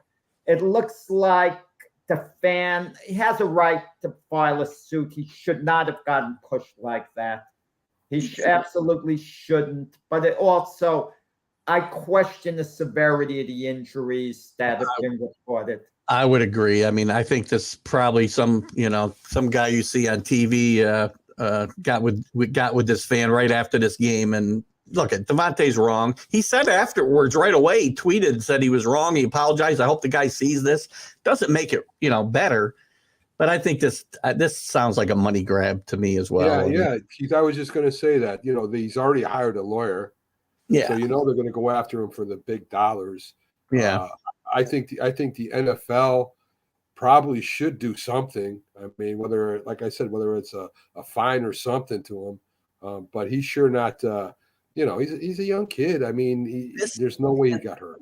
And again, not knowing a lot about Davante Adams, but it does feel like this is a little bit out of character for him. This isn't what the person he's not Draymond Green, right? I think this is a little bit out of character. The heat of the moment, they just lost a tough game, and the guy was in his way, and who knows what the guy said? The guy could have said something too, for all we know. But still, it doesn't make it push right.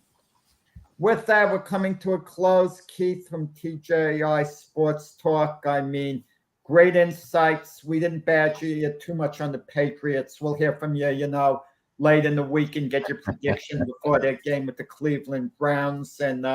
And obviously, we're going to talk a lot when the baseball season ends. The Judge contract will continue to be our favorite topic. And with Mac, I'm Jack Hirsch. We had a great time today. See you tomorrow on the debate show at 8 o'clock Eastern time in the morning. And everyone that viewed us, thanks for viewing us, and have a great day.